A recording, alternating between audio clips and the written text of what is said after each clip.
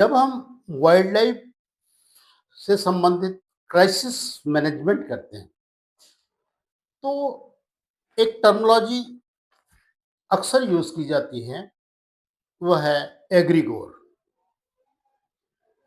इसको समझने के लिए उदाहरण के रूप में समझें, तो बेहतर ढंग से सरल और सहज भाव से हम ग्रास्प कर लेंगे। सपोज़ एक लोनर हाथी किसी रिहायशी क्षेत्र में आ गया, तो रिहायशी क्षेत्र में इस हाथी को पहले तो चंद लोग देखेंगे, वो दूसरों को बताएँगे।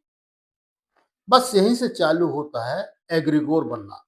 एग्रीगोर मतलब परिवेश बनने लगता है। अब जिस क्षेत्र में वह लोनर हाथी है, वहाँ पर परिवेश बनने का आकार प्रकार चालू होता है। तो इसमें देखेंगे कि उस क्षेत्र के 30 से 35% लोग को उस लोनर हाथी से कोई रुचि नहीं। उसी एग्रीगोर में 60 से 70% लोगों में सिंपैथी की भावना होती है। उस हाथी के प्रति सिंपैथी रहती है। परंतु उसके लिए क्या करना, क्या नहीं करना, उस पे उनकी बिल्कुल दिलचस्पी नहीं होती। सिंपैथी है। इसी ग्रुप में 30 से 35% ऐसे लोग होते हैं, जो कि उस लोनर हाथी के प्रति एम्पैथी रखते हैं। उसके जो पीड़ा हो रही है उस हाथी के अकेले होने की वजह से, तो कहते हैं कि हाथी बेचारा अपने दल से भटक करके आ गया है। वह अपने दुल से मिलना चाहता है, परंतु फटाके, हल्ला-गल्ला और शोर-शराबा से यह अपने इसको पीड़ा महसूस हो रही है, स्ट्रेस हो रही है। स्ट्रेस के कारण यह किसी पे भी हमला कर सकता है, ऐसा सोचता एम्पैथी है। ये एम्पैथी रखने वाले टेक्निकली साउंड नहीं होते कि अपने को क्या करना है, क्या नहीं करना है। तो उनके पास में भी जो उनके जो जानकारी रहती है उसको छिड़क करके अपने काम में बिज़ी हो जाते हैं। इसी एग्रीगोर में 5 से 10% लोग ऐसे होते हैं, जो कि सिम्पैथी, एम्पैथी से अगला चरण यानी करुणामयी हो जाते हैं और उस स्ट्रेस से विचरण कर रहे लोनर हाथी के साथ में गतिविधि करने लगते हैं। करुणामयी ट्रीटमेंट देना चालू कर देते हैं। ऐसे लोगों को ज़रूरत पड़ती है जागरूकता की। वन्य प्राणी व्यवहार से संबंधित जागरूकता की। उनको यह समझाना पड़ता है, आपस में चर्चा करके समझते हैं कि देखिए, जो हाथी का प्रबंधन एक बहुत कॉम्प्लेक्स सब्जेक्ट है। आपके पास में संसाधन है, तकनीक है, सारी सुविधाएँ हैं, फिर भी टीम के लोगों को हृदय का सहारा लेना पड़ेगा।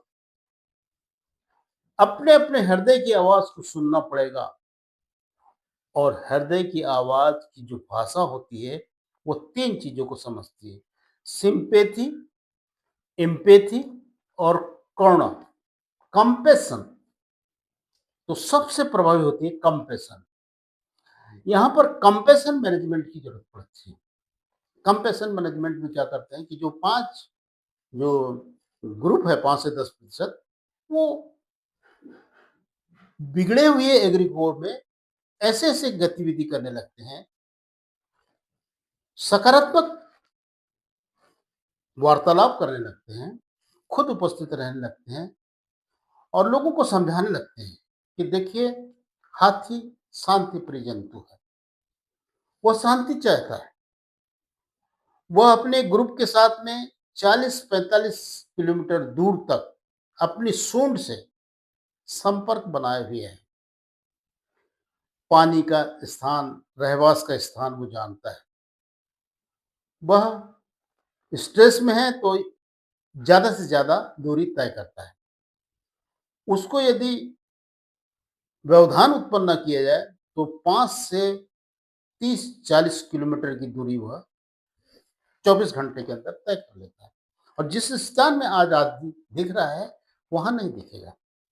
अगले क्षेत्र में जाएगा, अगले क्षेत्र में वहाँ भी जो टीम है, चाहे वन विभाग की टीम हो, जो एग्रीगोल्ड में जो भी है, वह भी उससे अपरिचित रहेंगे। परंतु यदि उसको पहले से ही जागरूक हो जाए कि एग्रीगोल्ड मैनेजमेंट, तो वहाँ पर जनहानि नहीं होगी। क्योंकि हाथी का स्वभाव कभी जनहानि करने का नहीं होता है। वह तो स्ट्रेस में आकर के चूँकि लिम्बिक ब्रेन का प्रयोग करता है, एनालिटिकल ब्रेन का प्रयोग उस समय नहीं करता है। लिम्बिक ब्रेन के करने से जो भी मानव जाने-अनजाने में उनके पास चले जाता है, उसकी हानि करता है। अधिकांशतः जिनकी जनहानि करता है, वो निर्दोष लोग होते हैं। असली दोषी लोग तो हल्ला-गुल्ला, शोर-शराबा, पटाखे, साइलेंसर और असुरक्षित ढंग से खेला करने वाले लोग होते हैं। तो मैनेजमेंट के लिए एग्रीगोर मैनेजमेंट बहुत मायने रखता है। जो वन अधिकारी, जो टीम एग्रीगोर मैनेजमेंट करने में सक्षम हो जाता है, वहाँ पर हाथियों का मैनेजमेंट सरल और सहज होता है। ये केवल हाथी तक ही सीमित नहीं होता है। कभी-कभार यदि बाइसन यदि रिहायशी क्षेत्र में आ जाए, टाइगर आ जाए, कोई भी हिंसक वन्य प्राणी आ जाए, तो उसके साथ ऐसा ही व्यवहार एग्रीगोर करता है। उस एग्रीगोर मैनेजमेंट को करने के लिए प्रशिक्षण दिया जाता है। बिना प्रशिक्षण के इसे संभव कर करना बहुत कठिन सा होता है। धन्यवाद।